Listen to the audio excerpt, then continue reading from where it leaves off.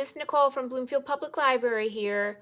Every May and November, Bloomfield Public Library participates in Children's Book Week, where we celebrate all the wonderful authors and illustrators and the readers for all of the children's and middle grade and teen books that are out there. And last year, we lost a really wonderful author and illustrator by the name of Floyd Cooper. He's won many Coretta Scott King Awards for both his writing and his illustrations, which I particularly love. And Children's Book Week has decided to declare May 6th the annual Floyd Cooper Day. I wanted to share with all of you a day for remembering, inspired by the true events of the first Memorial Day. Written by Leah Henderson, illustrated by Coretta Scott King Award winner Floyd Cooper. Dark and sad will be the hour to this nation when it forgets to pay grateful homage to its greatest benefactors, the loyal soldiers who imperiled all for country and freedom. Frederick Douglass, 1871, Decoration Day speech, Arlington National Cemetery, Virginia. In 1861, the United States of America was torn apart by a civil war, with the northern states, the Union, fighting the southern states, the Confederacy. The North wanted to keep the country intact, both North and South, and to ensure that all people were equal by abolishing slavery. The South did not agree, and these states sought to establish themselves as their own country separate from the North, the Confederate States of America. They also sought to keep slavery. The war was fought for 4 years until 1865, when the Confederacy surrendered to the Union.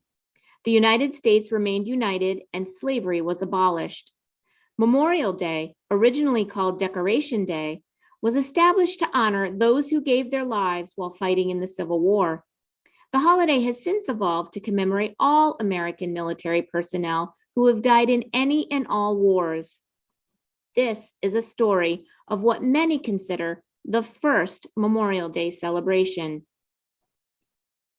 9 days in a row. Papa up early and gone again. I still can't go with him, though. He said, "Eli, school's where you need to be, reading and counting." But I am counting right here, day 9. Not following after Papa is harder than holding a hot potato in my hands. He said important work has to be done, man's work. I rose on my toes then, pushing out my chin, stretching as tall as my 10-year-old self could, but it made no difference. I imagine him out there standing up to folks who spit in our faces, call us names, or try to run us out our home, mad because we aren't enslaved no more. Or I think of him putting out fires and keeping order with the 21st Colored Infantry, Union soldiers, brown like us, who marched up Meeting Street holding their heads high in victory, especially the ones who'd been enslaved here in Charleston. They were some of the first to come when the mayor surrendered the city to the Union. No use begging to follow Papa, though. Mama will only fuss. "Eli, you now have the hard-earned right to learn, and it's what's going to get you beyond. Master's locked away learning because knowledge is its own freedom. You're going to school, and no more words are getting spilt about it." Before the war, worry never left my insides alone. Always scared that Mama or Papa would get sold away, never to come back home. But today, Papa comes home as night covers the sky, almost looking worse than after toiling in Master's fields. But those days in the fields are over. Papa said, unlike some, we aren't going back because we aren't enslaved no more. "We were digging and building and painting," he says after supper. Digging, building, painting, but Papa isn't giving no more answers. "Wake up, Eli. Today you're coming with me." Day 10. I spring out of bed like beans in a skillet and jump into my breeches. Something important must be happening if Papa is letting me miss even 1 second of school, my hard-earned right, and Mama isn't putting up no fuss. With molasses-smeared cornbread sliding down my throat, I race to catch Papa. His long strides are met by others as more men join us, their boots crunching against pebbles on the hard road. My new schooling helps me count 28 men in all. Shoulders back, Chests out, they stomp along, ready to do the real important business Papa talks about. Business he thinks I'm old enough to do now, too.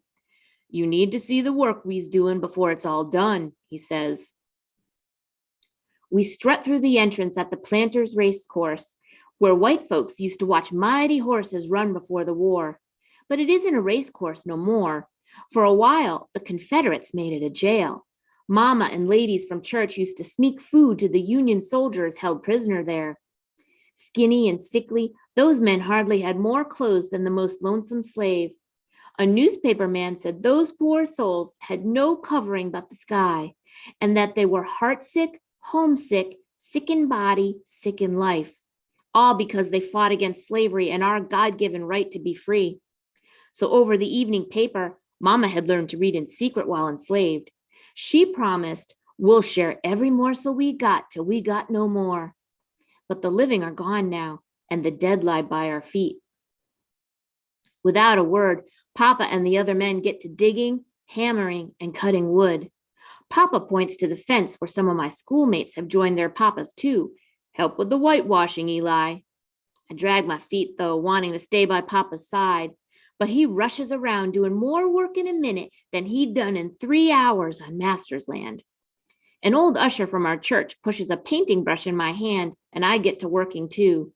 As the sun beats our backs, the men sing in heavy, deep voices that rattle the dirt. Nobody knows the trouble I've seen. Nobody knows my sorrow. When the sun starts slipping behind the trees, they raise an arch. Tired pinches my shoulders and my palms blaze, crisscrossed with tiny scrapes from a day's hard toil. But I don't pay the stinger ache no mind. We've done good work for the soldiers who lost their lives for our freedom. The next morning, before the roosters first gawks, I leap up. But I'm not going to school again today. None of us colored children are. This day is that important. My best mended pants and cleanest shirt wait on my blanket. Mama gathers up her basket full of Mayflower bundles. Papa straightens his hat, and we leave our yard just as our neighbors leave theirs. Black faces, more than I've ever seen together, fill the streets with bouquets, crosses, and wreaths. I'm not sure a flower is left unpicked in Charleston. My schoolmates carry roses and hawthorns. But since I'm fastest at learning my numbers and letters, I get to carry the flag right out in front. I stomp, knees high, like the important colored soldiers did up Meeting Street. Mama strides in her best calico dress behind us with the women, grinning, proud.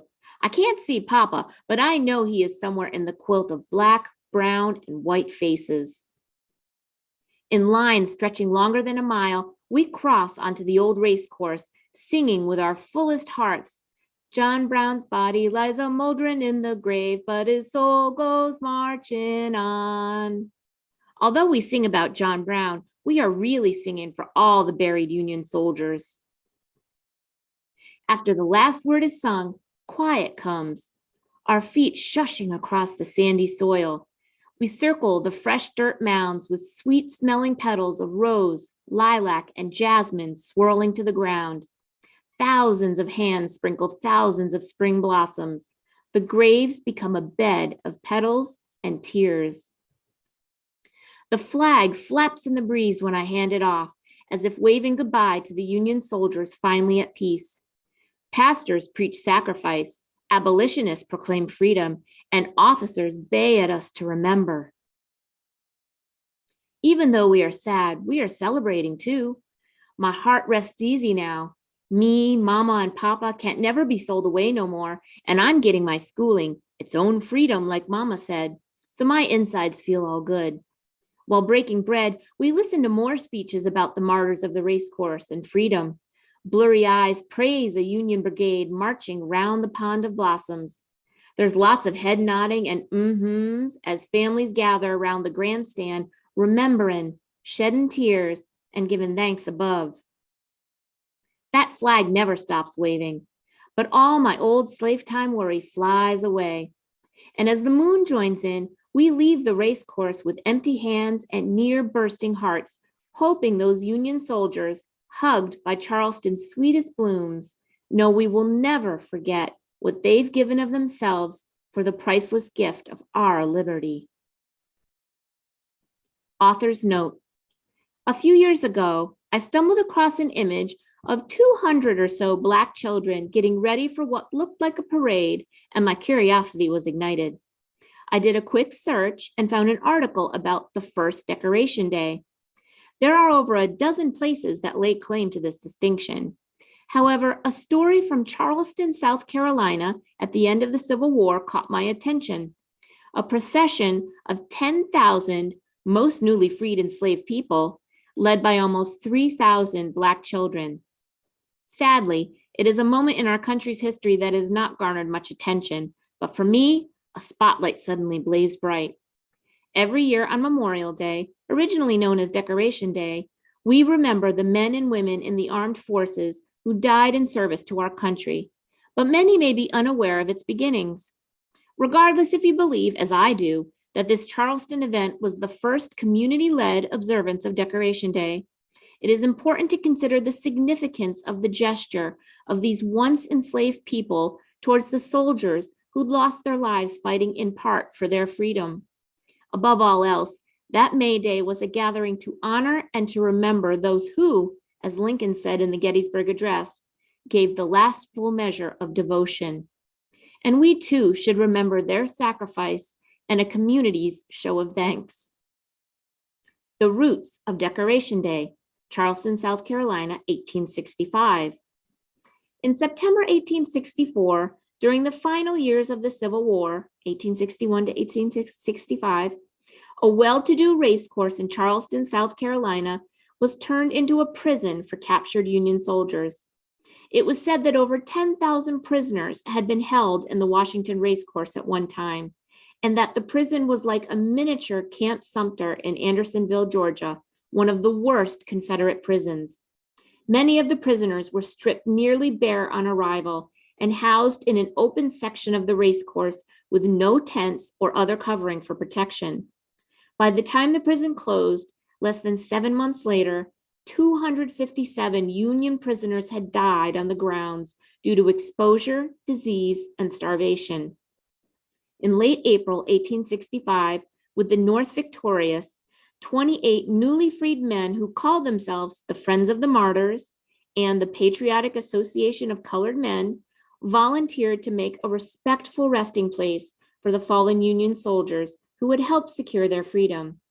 They reburied the martyrs in individual plots and placed a headstone in front of each grave. Over 10 exhausting days, the men put the makeshift cemetery in order, erecting a 10-foot-high whitewashed fence with an archway over the entrance gate that read, "Martyrs of the Racecourse." On May 1st, the first free May Day in the lives of the formerly enslaved, 10,000 people, both Black and white, gathered at the racecourse to pay respect. Nearly 3,000 Black children from newly formed freedmen's schools led the way. Countless other newly freed citizens, abolitionists, missionaries, teachers, Union loyalists, officers, and even a few former slaveholders took a place in the procession. After the children marched and sang John Brown's Body, America, Rally Round the Flag, and the Star-Spangled Banner, every person passed under the archway and scattered flowers over the graves in silence. Quote, "When all had left, the tops, the sides, and the spaces between them were one mass of flowers, not a speck of earth could be seen," end quote, recalled a special correspondent for the New York Daily Tribune. A number of ministers, military officers, and abolitionists gave speeches on 2 separate stages within the racecourse grounds. A full brigade of colored Union infantry marched around the graves and held drills in the inner area of the racecourse. Families spread out across the fields to listen to speeches and picnic into the evening as they honored the fallen and celebrated their newfound freedom. According to a special correspondent for the New York Daily Tribune, this early Decoration Day ceremony was, quote, "a procession of friends and mourners as South Carolina and the United States never saw before," end quote. A Day for Rememberin' is a fictionalized account of these events.